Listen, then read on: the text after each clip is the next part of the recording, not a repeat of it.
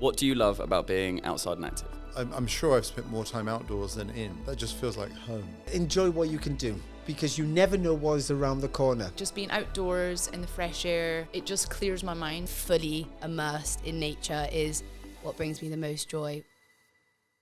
Welcome back to the second episode of Season 11, where this week my special guest is the lovely Sue Anstiss. Sue worked in sports marketing and sports PR for over 30 years, working on highly successful campaigns encouraging young women and girls to get into sport and active lifestyle. Her clients included sports governing bodies, national organisations, charities, events, and so many more to help make all of this a success. A founding trustee of Women's Sports Trust, Sue was awarded with an MBE in 2018 for her services to grassroots sports. As well as being a co-founder of the Women's Sports Collective, she is also a host of the award-winning podcast, The Game Changers. And if all of this isn't enough, Sue volunteers her time to support a number of different organisations across the world of sport.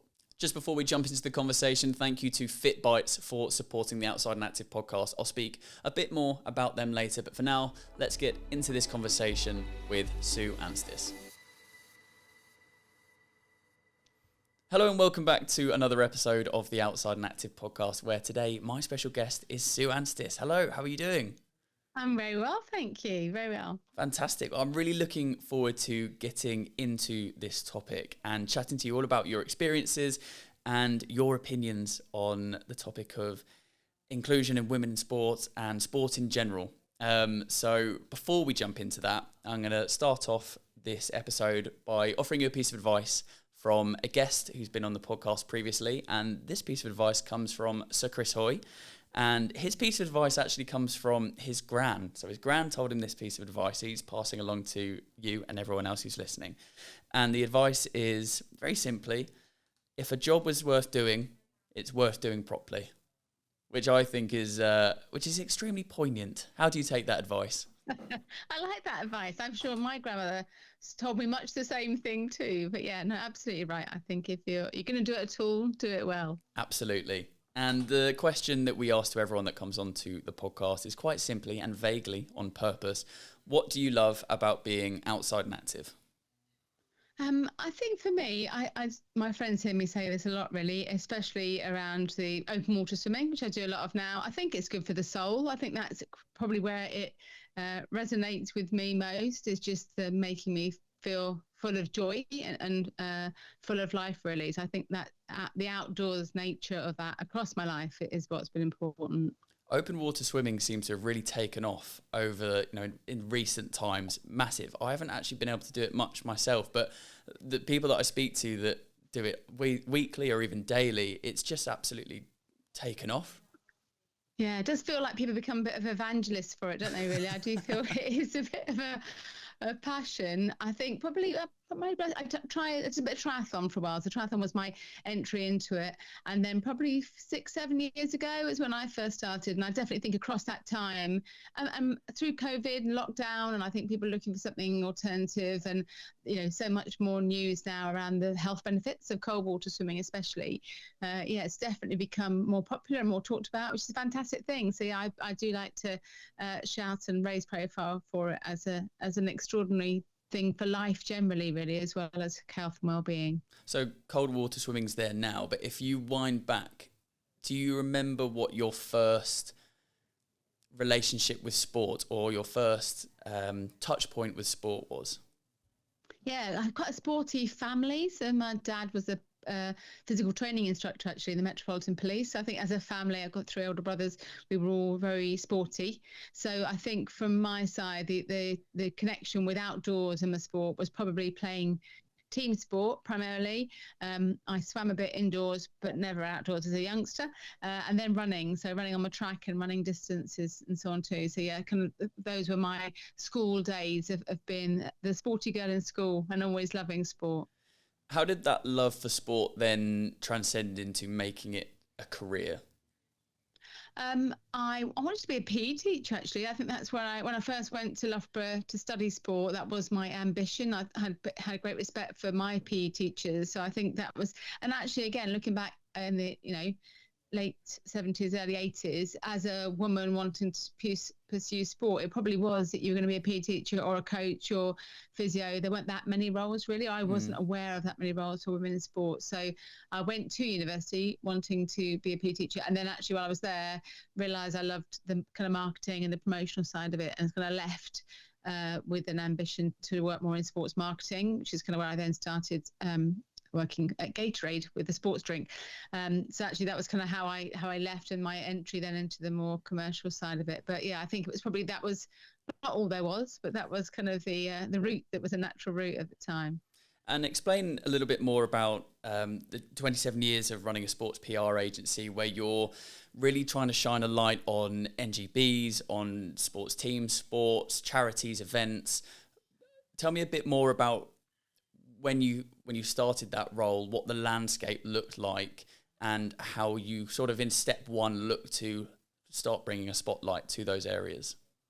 Yeah, and initially that wasn't the case. I think for the first 10 years or so of running the agency, we were very much in the fitness industry. That was where our first clients came from, the Fitness Industry Association, working for David Lloyd, Fitness First, Life Fitness, like brands and organisations in fitness. So probably a good 10 years where we were just a fitness industry. And I think my passion had always been for sport, and through my life was very sporty, but also through university. And so I think the first sporting client we started working with actually was Volleyball England, and then through that working for England Hockey, and then England Athletics and others. So we kind of did more and more in that space. And then I think I realised actually it's so joyful and wonderful to work for organisations that were encouraging people primarily to get outside and active, but to get involved in sport. And I think realising there was a huge opportunity to begin to shift attitudes and to make a difference, really. And that we could have done more of the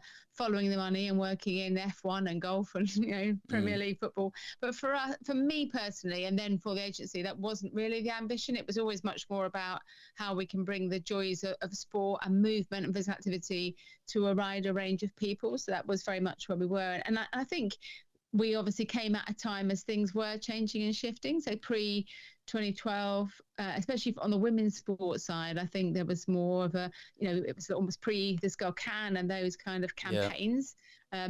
But that definitely we've been involved at a time as we've seen a great shift in terms of measuring and then encouraging more to take part in sport. Yeah, speaking of 2012, that was something that actually I spoke to Chris about, in terms of obviously he was part of that and competing, but it's having still having an impact now, and people still talking about it. But how vital was that to support grassroots sport in this country? Yeah, so important. I get really frustrated, and nearly swore them at cross, about people that hold operating 2012 because it didn't have the impact and the legacy that people, but actually it did so much, not just for the infrastructure of East London, etc., but also for those teams in sports. We were very involved with hockey at the time, and when you then talk to Sally Mundy about the impact that it had, the number of girls and boys that came to find the sport, people coming back to the sport, the profile, and all those things that come off the back of it. I do think sometimes it gets a bit of a bad rap in terms of maybe the expectations that were set and articulated, but for the sports that did then, like cycling and as I say, hockey and other sports that really did use those medals and that profile to then, I don't think it's enough just to have the gold medals and expect it will have the impact and other people will flock to a sport, but those sports that did then put programs in place and have coaches in place and activation to welcome people into their clubs and sports, it clearly has had a momentous impact.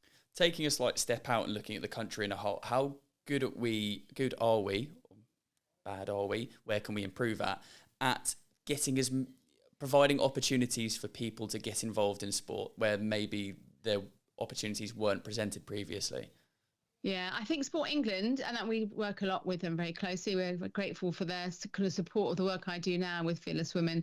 Sport England, an amazing job, and are much better now than they've ever been before at looking at where they can really change things and shift things to ensure that we are making sport more available for all. And I think there probably has been, if I was critical at all of that landscape over the last 20 years, a bit of giving more to those that have always done. So almost like giving more opportunity to enable those slightly privileged kids who will be sporty anyway because their parents would take them to clubs to do more of the same, rather than actually thinking who has no opportunity to access sport through where they live or in the time or in funding and all those, lacks of opportunities. So I think Sport England and the organisations associated with it are much better now at actually looking at what we need to do to move the dial and to make sport truly available for all people from all backgrounds. And I think we're getting better at that, and it's great that we're talking about that and that's being recognised. Just jumping in the conversation to tell you a little bit more about this week's sponsors, Fit Bites. We want you to feel good with Fit Bites and check out their protein-filled granola bites. With all natural ingredients for your body, you'll feel refreshed and energised to tackle the day. There are multiple tasty flavours to choose from, meaning there's something for everyone.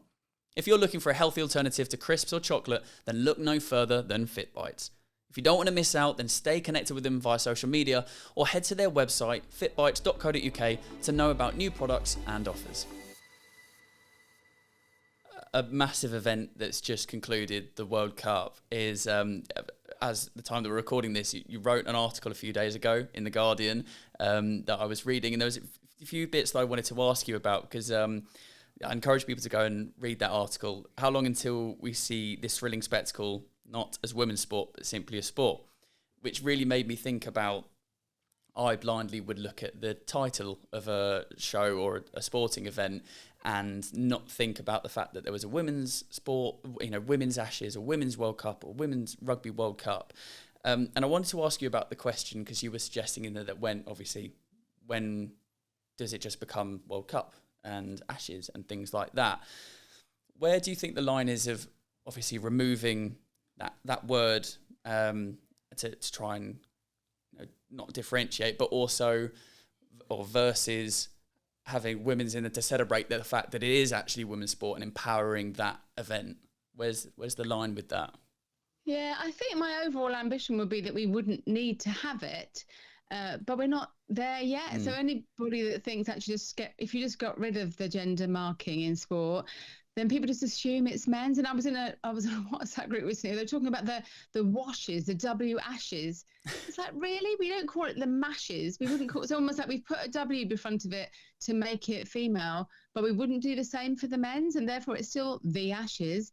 And it's still a Tour de France, and then it's the Tour de France Femme. So it's almost like we have to add that descriptor that makes it the women's version that's less than the men's. So ultimately, your question almost like, is that good and it's positive and empowering that it's a female version? I'm happy for that, as long as it's also Chelsea men with Chelsea women, as long as we're doing the men's side too. For as long as we don't do that and we just do it to the women's, it makes the women's look like it's second best to the men's is the authentic one, and the women's is a little bit less, a little bit inferior. And that's the issue for me, almost, until we can change that. And truly, I say I'm watching Mr. Six Nations, and you don't automatically think I mean the men's, but we've got a long way to go until that shifts, I think. I think what really hit home with me was you said that you Googled England men's, England captain, and it took you almost 80 results to see a picture of the women's captain, and it was just all the men's, and that the sexism with the Google algorithm, and how I think you said it's actually changing now, but hadn't, for a long time didn't have that sort of. Yeah, and there's an issue. I mean, there's an issue there, and it's great that Google are looking to rectify that. But also, and it's so funny, isn't it? I find that, so I watch a lot of women's rugby. I do lots of work with the RFU, but I'll look at, I'll Google what times the Harlequins Saracens kick off, and it gives me the men's times from 2-3 months ago. It's like, no, I want the game that's on today, and it's the women's game. So it always makes me laugh. I'm like, really? I just don't want the men's side. But so that's kind of weird. But actually, in a more serious way, when we look at AI and the developments in tech, that's where it's slightly more worrying that AI is building itself based on what's gone before, and what's gone before like a year ago, 6 months ago, 2 years ago.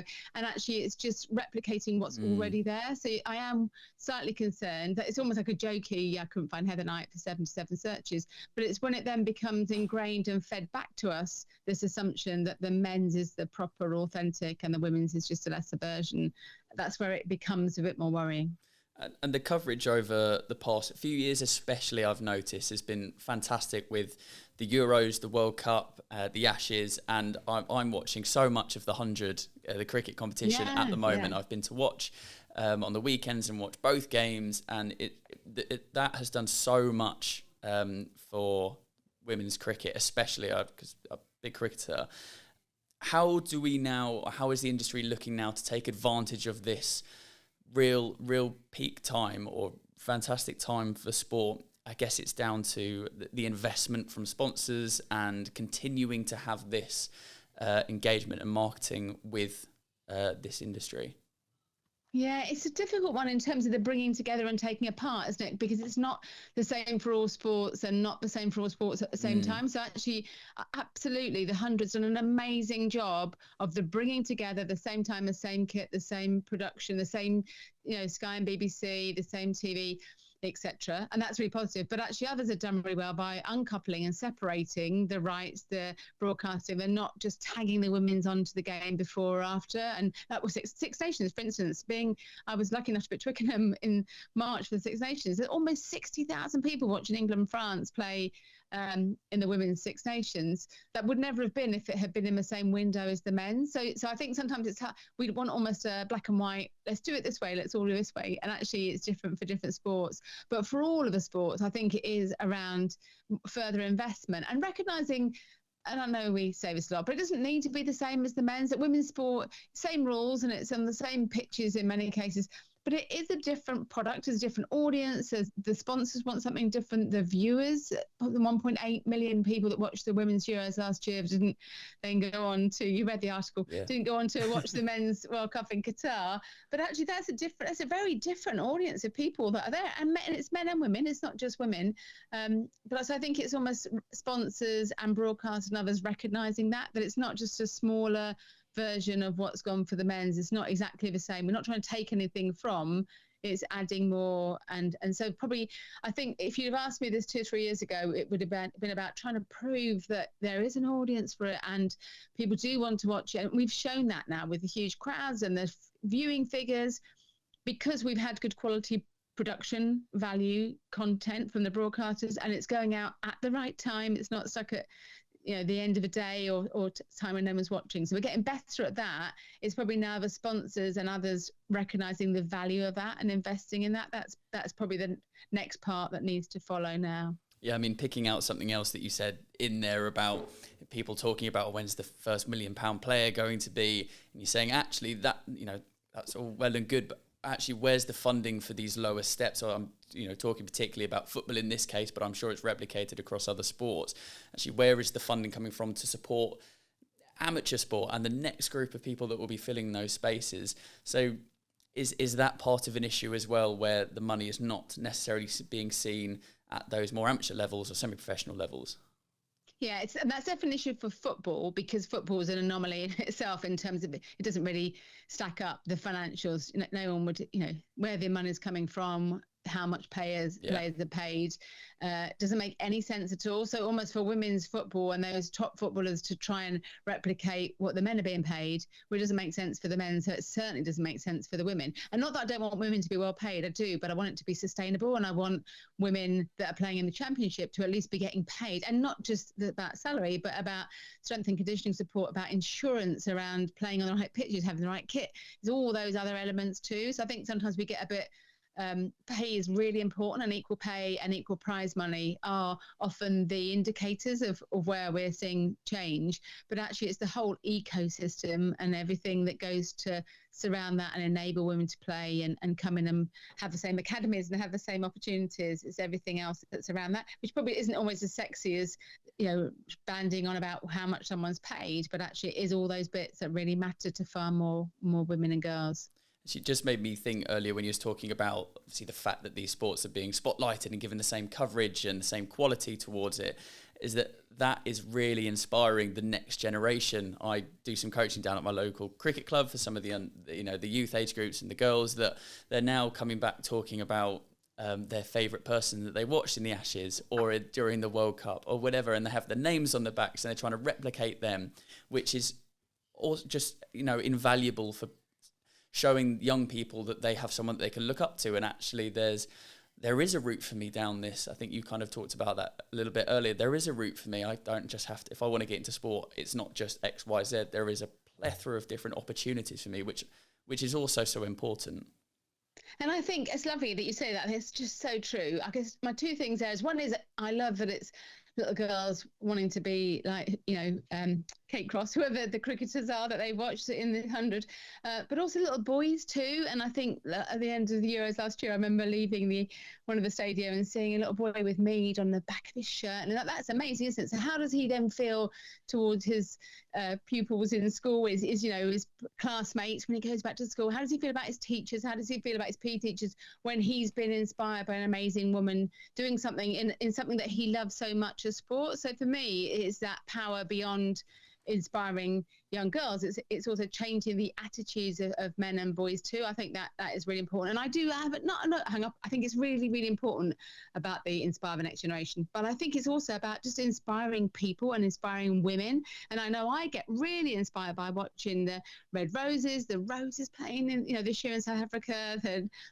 women out, the Anstiss out in the World Cup. That actually isn't just about little girls and what they might be. It's about teenage girls, and it's about women in their 20s and 30s and mothers and women as old as myself, but women of all ages, to feel that sport's something for them, that they don't need to be judged for loving sport, that they can enjoy sport either as a spectator or participant. So I think it is across the whole of all the ages of women that it's really important, and it can be an inspiration and an important part of our lives.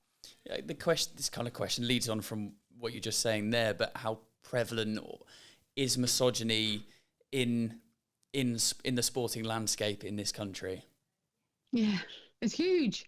It's huge. It is shifting. I'm an ever optimistic person, and I like to look at the positive and the change that is coming. And I do think we've seen some massive, massive shifts. And yet, if you look, you've mentioned the World Cup. If we talk specifically the World Cup, and you look at the issues for so many of those teams that either weren't funded at all. I think someone said 10 years ago, the Spanish team received 1% of what the men's team were being paid in terms of their funding, and all the issues they've had with their coach and the president now and everything else. So you just see it repeated time and time again. So half of me is like, oh my God, I'm so inspired. This is amazing.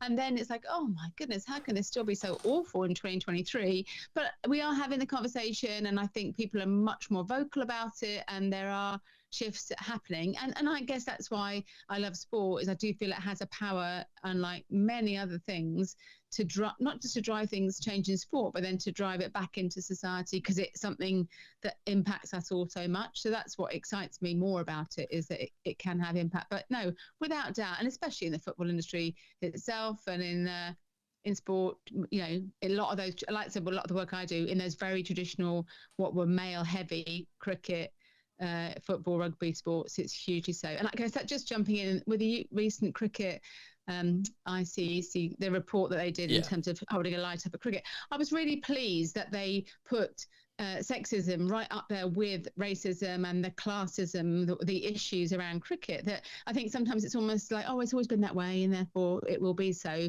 But it was great to see them calling it out and saying, actually, it's completely unacceptable. So let's have some ambition for equal pay and opportunity and access. So I think, as I say, the fact we're having those conversations has to be a really positive thing. The power of sport is massive. I think, obviously, we both know that.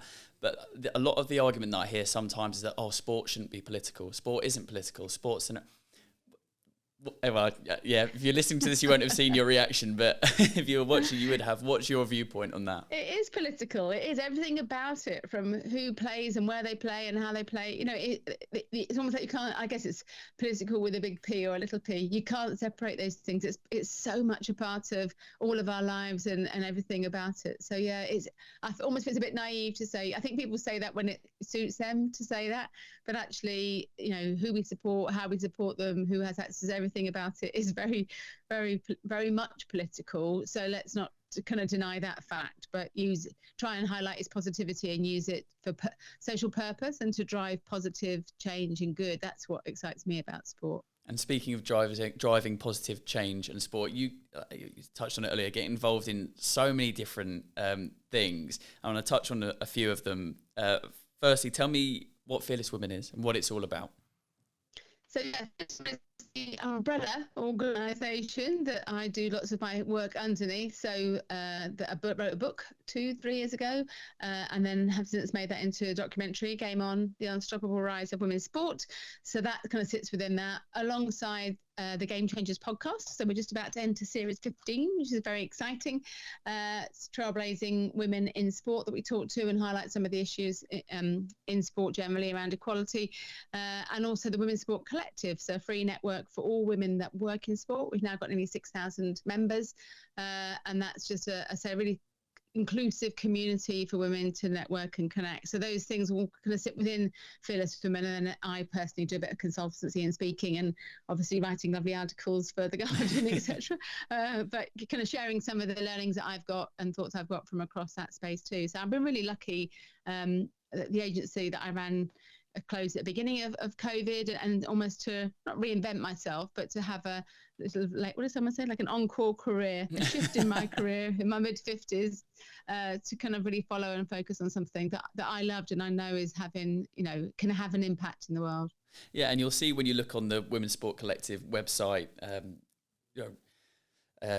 seeking gender equal sports industry. What does that look like? Because I think there might be different opinions on what equality actually is and looks like. Is it equal pay? Is it equal opportunity? And so many different arguments around it. So what for you does that look like going forward?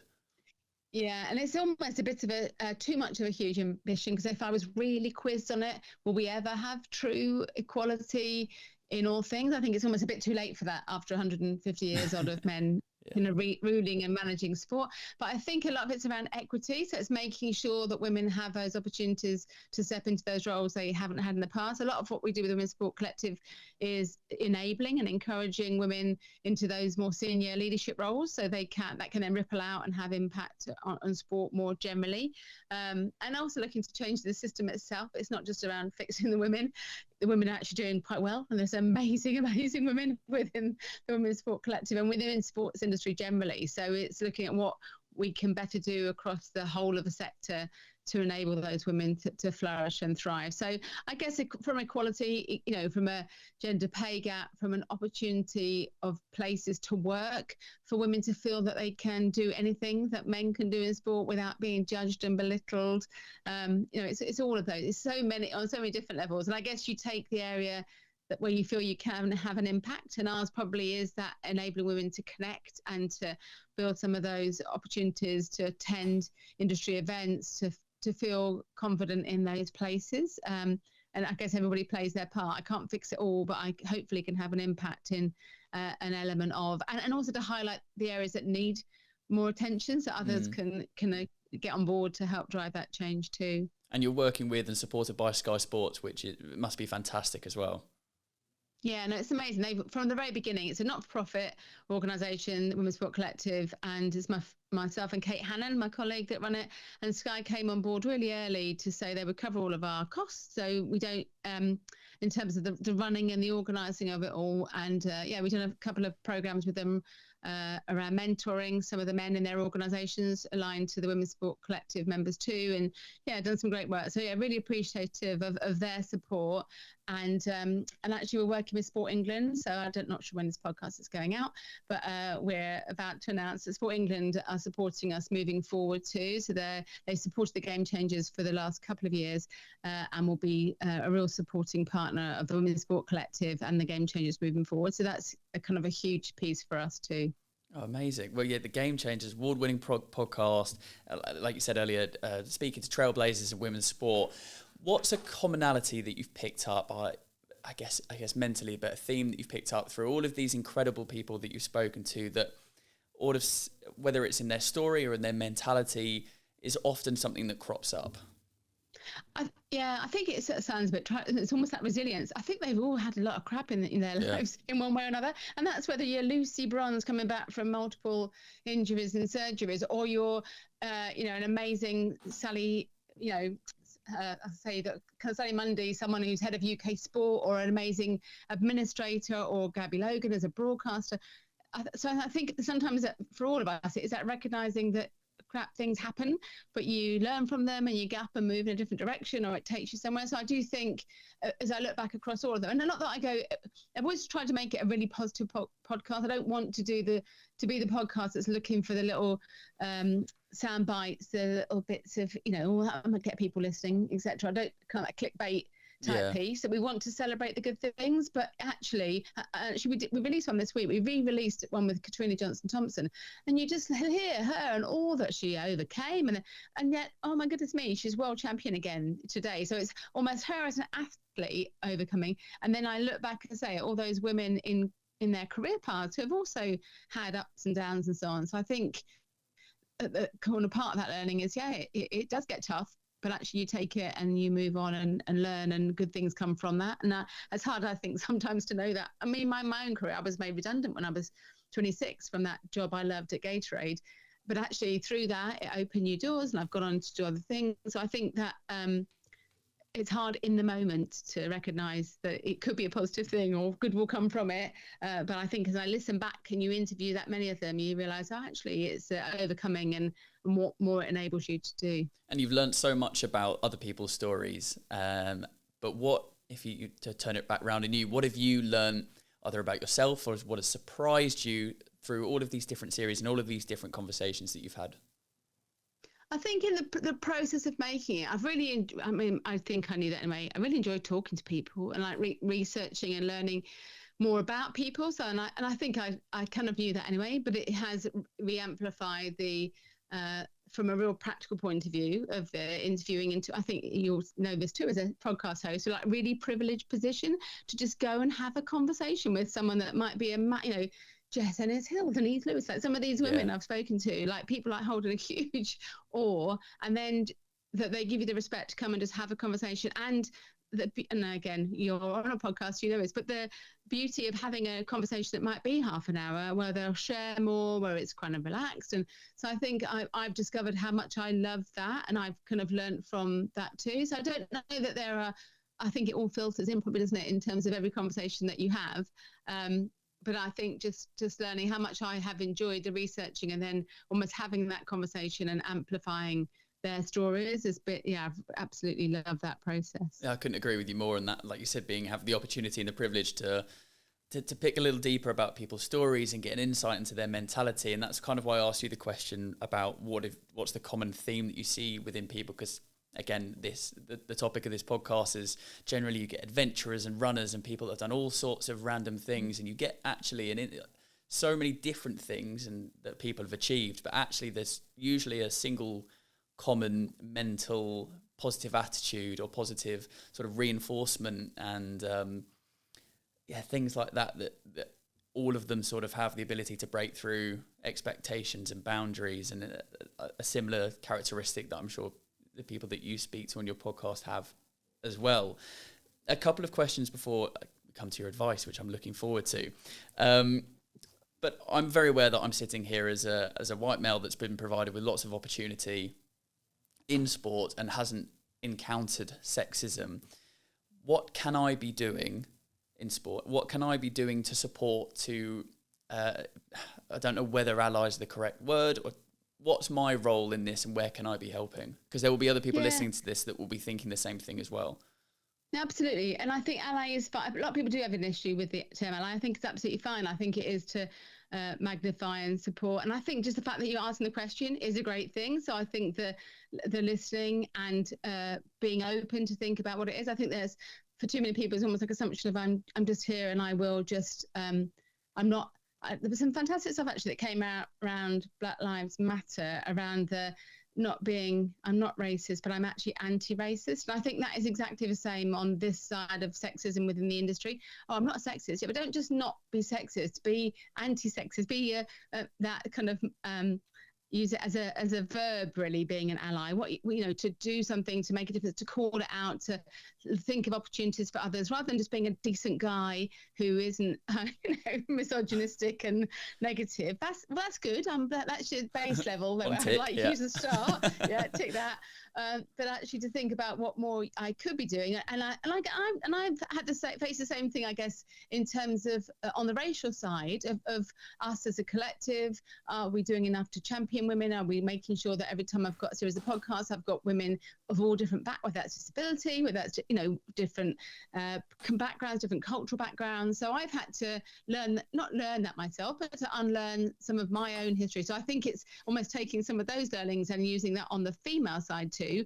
Every time you're putting together a guest list or you're putting together a panel or an event, it does take a while to check and challenge and look at it through a different lens, but then it becomes more natural. So I think it is almost making a point, and not to chastise yourself for getting it wrong in the past or getting it wrong now, but actually making an effort to do more, to demonstrate more, to think of bringing other people forward. I think that's probably the place to start. And actually, it just reminded me when you were answering that about I was looking for all of the amazing guests that you've had on the podcast, and obviously the vast majority of women, but Ian Wright you've spoken to as well, who has been a massive advocate for especially the World Cup and football and the Euros and all of that type of thing. So how important people like him of having those, again, I'm not just anti-sexist or not misogynist, I'm going much further the other way. Yeah, it's just interesting, isn't it? So we've had him, Ugo Monnier and Jonathan Lick from Sky as those kind of male ally guests. And I was in a conversation recently with someone about Andy Murray, who's fantastic in that whole, but what a shame that we almost need to name, I can name them on my hand, the men that have really stood up and called out and said, no, I'm not the only medal winner. Serena and Venus won gold medals before me or whatever Andy's doing this time, calling out sexism. But it's funny that 5, 6, well, that was like 2012 so in that comment with John Inverdale, that's 11 years ago. Like, actually, where are all the other men? Where are all the professional footballers? Where are the others? So I think it's great that we celebrate, and I'm really pleased that Ian Wright's called things out as he and it's properly. I guess that comes back to the piece of it's not just a male ally. He just loves sport. He loves men's sport. He loves women's sport, and he's been there to champion it. And his voice is important because he's so high profile. But actually, where are all the others? So I do think that comes back to that whole. It's not enough just to be doing your job. Actually, let's try and work harder to create some equity and opportunity.